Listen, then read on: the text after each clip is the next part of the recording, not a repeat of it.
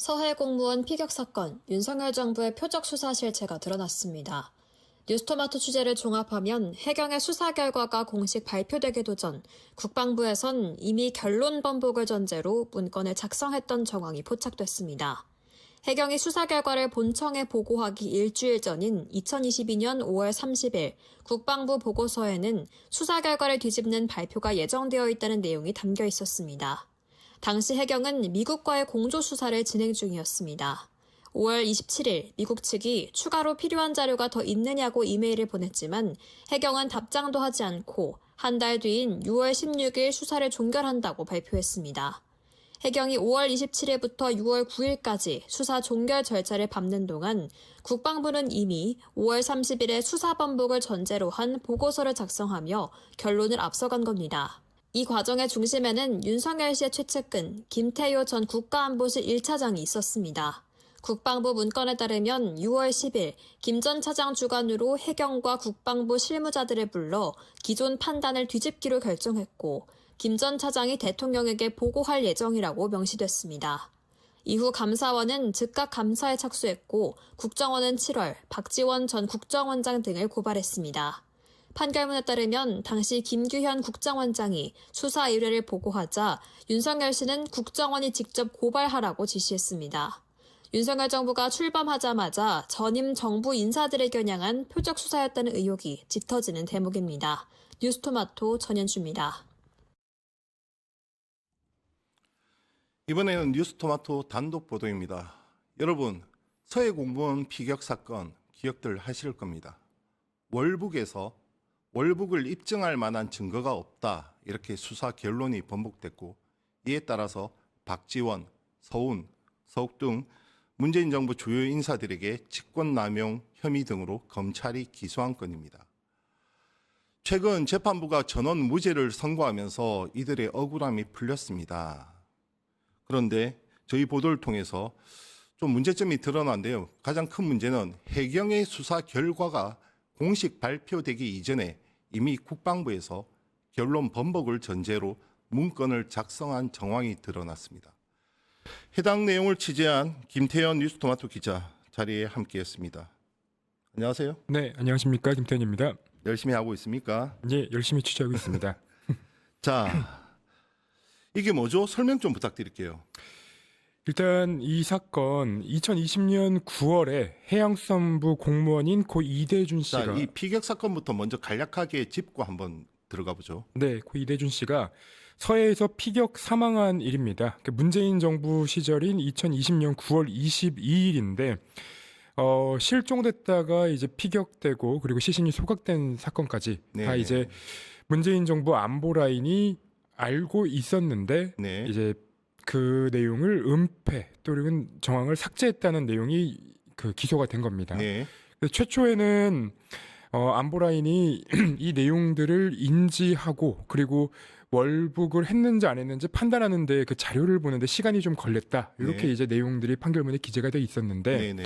윤석열 정부가 출범한 이후에는 마치 처음부터 이 사건을 월북몰이로 몰아가서 은폐하고 그리고 고의적으로 은폐하고 왜곡했다. 왜곡하려고 했다라는 점으로 이제 기소가 됐던 겁니다. 자, 그래서 한번 문재인 정부 때 발표됐던 사건이 그 수사 결과가 번복이 됐지 않습니까? 맞습니다. 정부 출범 직후였죠. 윤석열 정부 출범 직후. 맞습니다. 자, 그러면 이번에 먼저 그것부터 한번 보죠.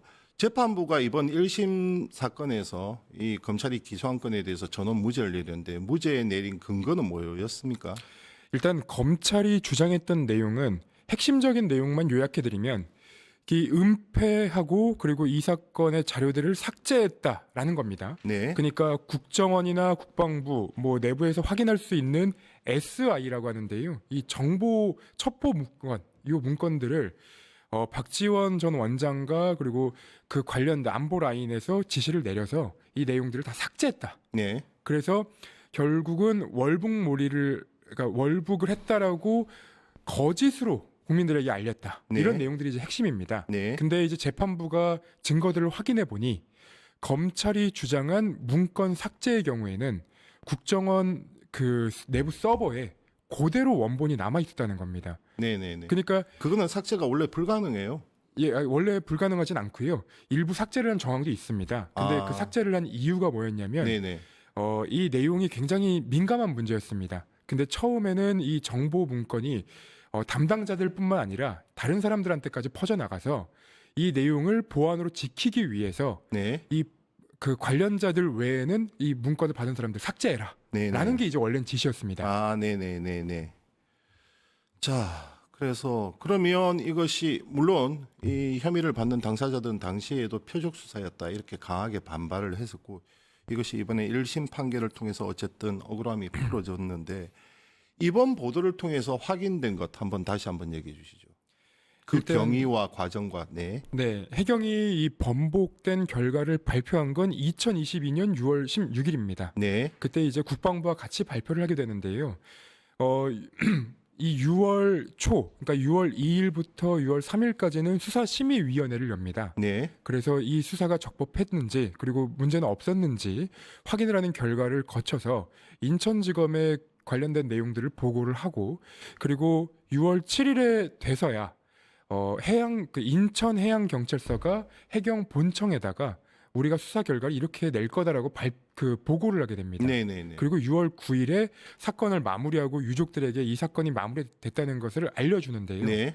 이 과정은 6월 초에 벌어진 일입니다. 네네. 그런데 저희가 확인을 해보니 5월 30일에 국방부가 그 안보실에 이제 그 보고한 문건에 이미 안보실 김태효 차장이죠. 맞습니다. 네. 김태효 차장이 주관하는 그 내용들을 그 안보 라인에 이제 내용을 보고한 내용을 확인해 보니 이 내용이 경찰에서 발표되기 전에 그 수사 결과가 나오기 전에 네. 이미 수사 결과가 나올 예정이고 그리고 이 수사 결과를 국방부와 같이 어떤 날 발표할 예정이다라고까지 돼 있습니다. 네. 그러니까 특별히 이제 월북몰이라던가 아니면 이제 그 번복된 결과에 대해서 명확하게 문구에 써여지지 않았지만 네. 그 뒤에 정황을 보면 해경이 이제 수사 결과를 내기 전에 국방부는 수사 결과를 알고 있었다는 점이 유추가 가능해집니다. 자, 그러면 이런 반론이 제기가 가능하지 않습니까? 만약에 저쪽들이 이렇게 주장을 한다면 이거는 해경과 국방부가 사전 논의를 계속해서 하면서 의사소통을 해온 것일 뿐 이것이 이미 결론을 단정지었다. 이렇게 하는 것은 확대 해석이다. 이렇게 만약에 반론을 제기한다면 그렇게 주장할 수도 있겠지만 네. 5월 30일은 해경이 굉장히 바쁘게 움직일 때입니다. 네. 왜 바쁘게 움직일 때냐면 해경이 2020년 이 사건이 터지고 나서부터 그 해경 내부에서 이 논의가 이루어질 때까지 별다른 수사가 진행이 되지 않습니다. 네네네. 근데 2022년 5월 27일에 미국 측과 공조하는 내용이 이제 이메일로 도착을 합니다. 네네. 근데 5월 27일에 이 내용을 받고 5월 30일까지 이 내용과 관련된 움직임이 포착이 됩니다. 네네. 그러면 5월 30일에는 이 미국 측 공조 메일과 관련된 어떤 추가 협조 요청을 보내거나 아니면 이 내용을 해석을 하거나 그런 네. 이제 시기를 보내야 되는데 이미 그 시기에 국방부는 결론이 나 있었다라고 한 겁니다. 네네네. 네. 지금 판결문은 나왔을 건데 입수는 했나요? 이게 비공개 판결문이라서 네. 저희가 이 판결문 내용을 하나하나 따로따로 취재를 해야 됐습니다. 네. 그래서 기사를 보실 때 조금 이제 좀 뭐랄까 깔끔하지 않은 부분이 있다고 생각하실 수도 있을 것 같은데 그 부분은 저희가 판결문을 그대로 인용한 게 아니라 네네. 그 날 것 그대로를 취재하다 보니 그런 좀 결과가 나온 것 같습니다. 알겠습니다. 고생했습니다. 지금까지 김태형 기자였습니다. 네, 감사합니다.